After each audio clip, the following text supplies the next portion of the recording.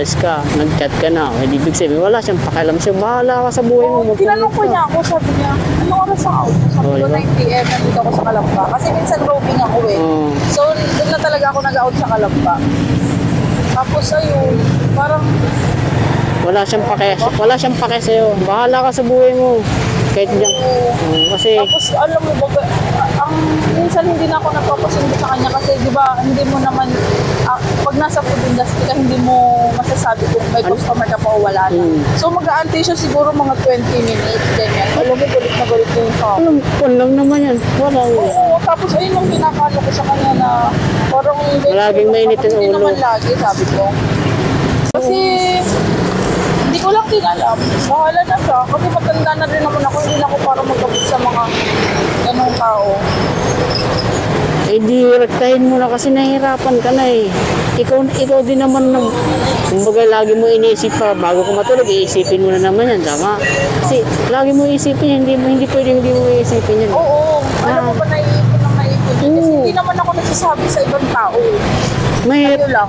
Sa akin lang. Kasi hindi naman kita kilala eh. Kaya kahit i-chismis mo ako, hindi naman nila ako kilala. Masarap makipagkwento sa strangers na hindi mo kilala kasi doon mo na ilalabas yung sakit.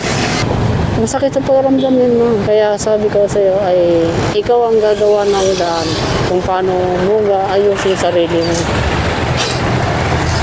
Pag di mo na kaya, pahinga ka muna. Oo, ginagawa ko yun.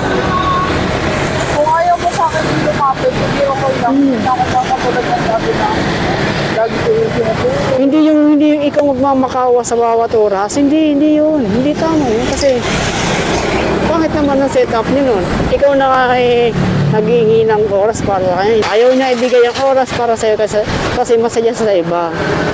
Tama ba?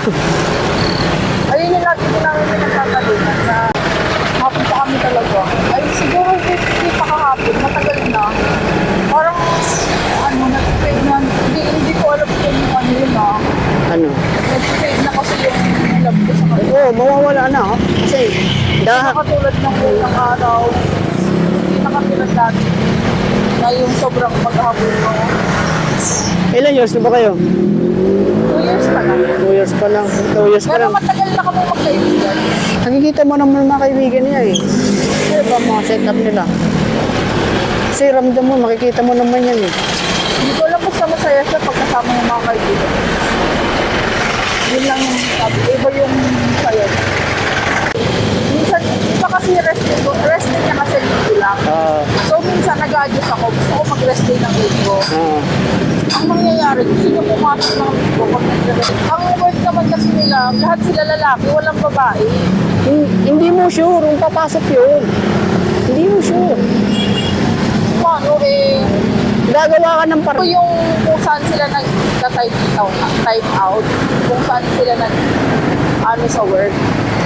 Hindi ako maniniwala. Linggo may pasok sila, sarado yan, linggo.